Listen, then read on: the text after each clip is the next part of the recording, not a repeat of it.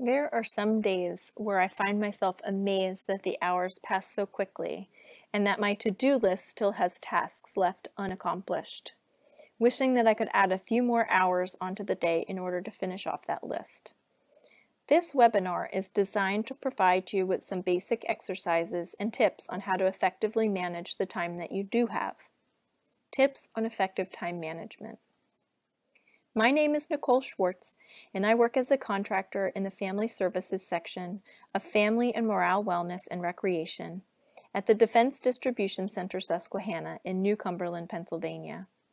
Providing support and assistance to the Family Advocacy Program, or FAP, is the focus of my work with DLA. Family Advocacy is a Department of Defense sanctioned program designed to prevent, identify, report, and treat families that have experienced domestic violence or child abuse. Monthly workshops, webinars, outreach, and awareness campaigns are part of our regular programming. The term time management is really a misnomer. The language is a little bit inaccurate. We really cannot manage time. We can't speed it up or slow it down. We can, however, manage the events in our lives in relationship to time. The practice requires a little bit of work. We make choices on how to spend our time based on our own self-analysis, planning, evaluation, engagement, and motivation, and the exercise of self-control. Here are a few tips. Approach this as an information buffet. So I'd like you to take what you like and what resonates with you and leave the rest. If it doesn't work for you, you don't have to implement it. This is not a one-size-fits-all suggestion. In order to really be effective at managing our time, we have to take stock on how we currently spend it. We have to start with a level of introspection and self-assessment. Make a plan to figure out how you already spend your time. I encourage you to actually write or type it out. You can do it with a time log or a journal. Approach the task without judgment and document just how you spend your time. The process is for you, yourself, and nobody else, so remove any attachments to how you feel like this reflects on you, and just document what you do during the day and how you do it, how much time it takes. Determine what things you do regularly and how much time you typically spend on them. And then do a bit of timing to see how accurate your estimates are. Determine what time of day you feel most productive, and determine through tracking what time of day you are actually most productive. I say this because for me personally, it's much easier for me to stay up late at night and tackle things that I'd like to accomplish. I would consider myself a bit of a night owl. After having put my children to bed for the day, I settle into a routine without being pulled away, and I feel most productive during this time. This is when I have the most enjoyment. But in reality, when I wake an hour or more before them in the morning, I actually am more productive.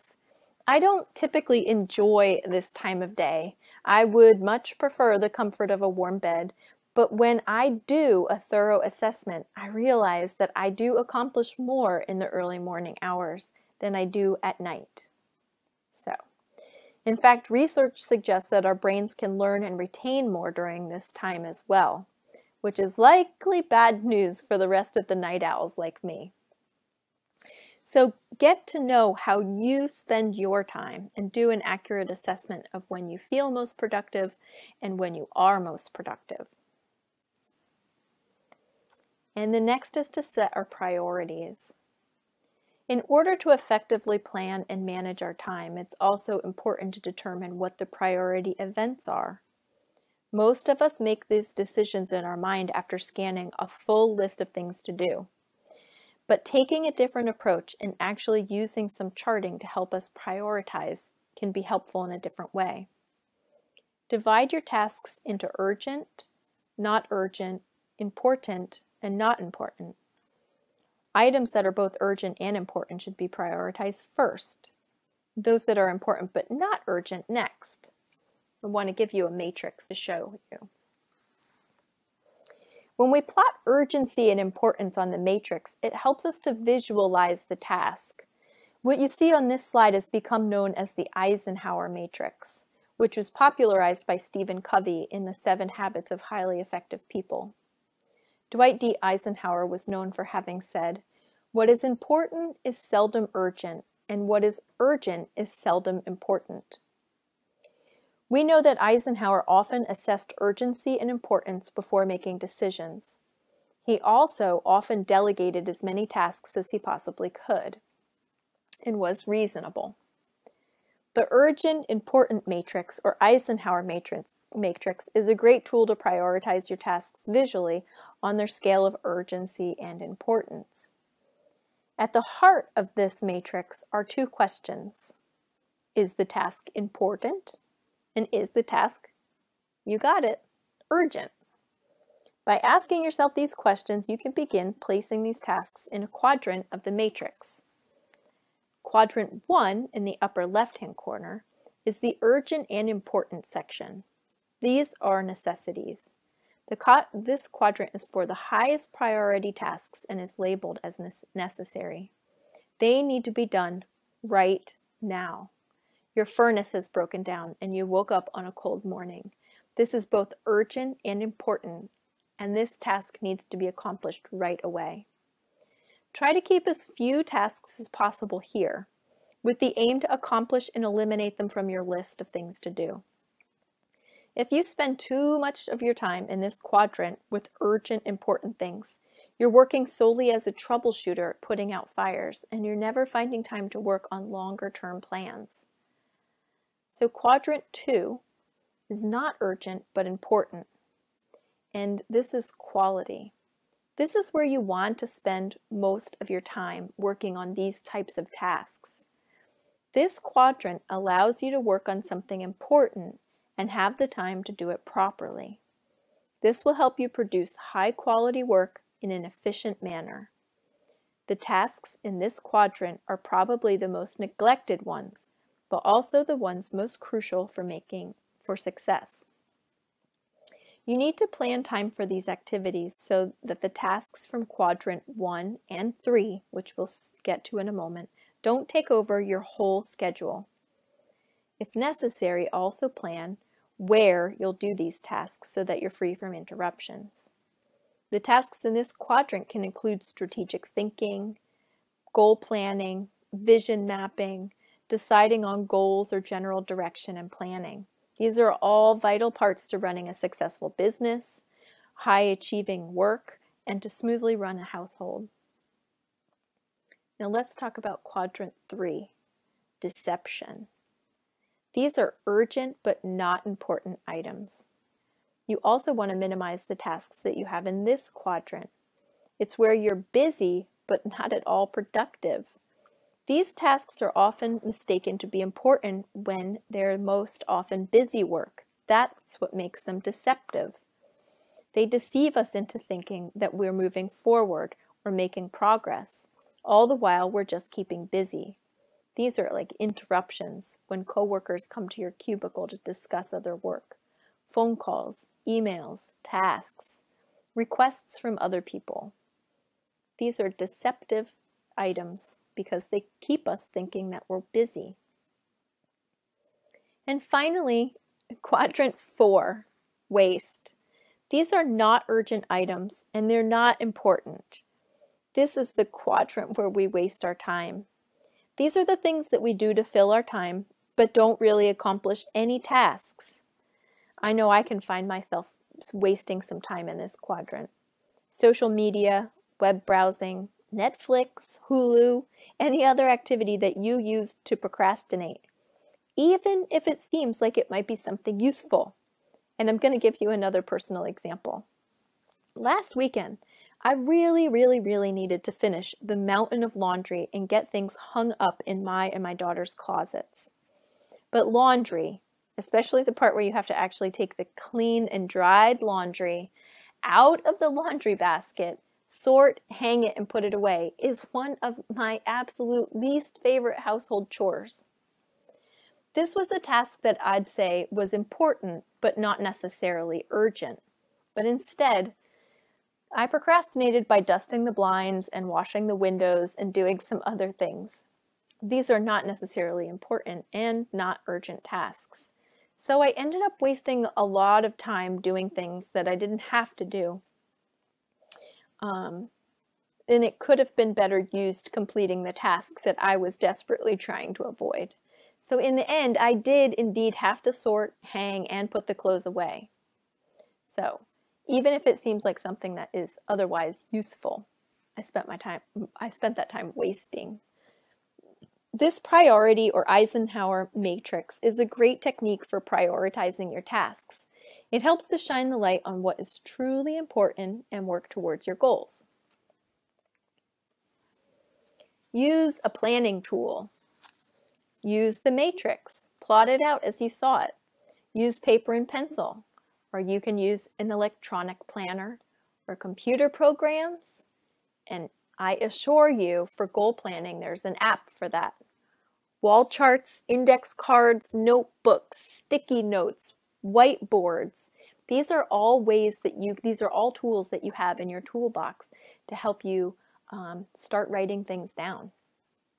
Record information in the tool and not anywhere else. So pick one of these tools that works for you and stick with it. Review your planning tool regularly. And these can be different tools for different aspects of your life. So we have a whiteboard for our household goals and accomplishments, things that we want to accomplish. And our family puts all of those plans on the whiteboard, our regular activities, the things that need to be done. And for my personal self, I use a planner. So that's where all my goals go. They're written in my planner. So review your planning tool regularly. Carry it with you. Be around it regularly. Interact and interface with it so that you can read it and keep holding yourself accountable. And remember to keep a priority list within the tool. Synchronize between planners and devices if necessary. Your next tip is to get organized. Organizing your workspace will help cut down on the overall disorganization, and it will decrease the time that you spend on those quadrant 4 items, wasting time seeking the things that you need. There's a common method. It's like a 3-box method that's often used when reorganizing. Have a keep pile, a giveaway pile, and a throwaway and delete pile. After fully cleaning and organizing your space, commit to implementing a system that allows for you to handle information less and deal with things as they present right away. Instead of stacking up all of the mail for 1 week and dealing with it on the weekends, keeping your workspace organized might mean working on those things more regularly as they come in. Schedule your time appropriately. Good scheduling requires that you know yourself, your commitments, and the things that you want to accomplish. And if you've followed the tips thus far, you've figured all those things out, and you've charted them, and you've written them down, and you have a way forward. You have a plan for a way forward. So, plan your most challenging tasks during your most productive hours. And I'll remind you that that's not necessarily the time when you feel most productive, but when you have some evidence that you are most productive. Block off time for your high priority activities first and protect that time from interruptions. So those important items that you have to accomplish, so chart those in and protect the time from interruption. Leave time in your day for yourself and for creative activities such as planning and dreaming and thinking and plotting and reassessing. So make sure you schedule that for yourself or it's not going to happen. Capitalize on your time with some of these tips. Delegating or getting help from other people. Avoiding procrastination. And use that matrix to help support you to prioritize items. Manage external time-wasting things such as social media, telephone, unexpected visitors, meetings, mail, email, etc. Avoid multitasking, because if your attention is directed in a number of different ways, those tasks are not being completed efficiently. Maintain your health. If you've had the opportunity to listen to any of the other webinars, you've heard me talk about how we are what we eat and how important hydration is and how important rest and exercise are. I urge you to take care of your own physical self because that lends itself to a healthy mind and a healthy spirit, and it also assists with your time management skills. So maintain your own personal health. Thank you for viewing the Family Advocacy Program's webinar. We appreciate your time and attention. If you have any additional questions regarding FAP or even time management, if you seek referrals for programs or services, or you'd like to know more about our mission, please feel free to reach out to the Family Advocacy Program Manager at 717-770-7066. Thank you so much for taking time out of your schedule to be with us.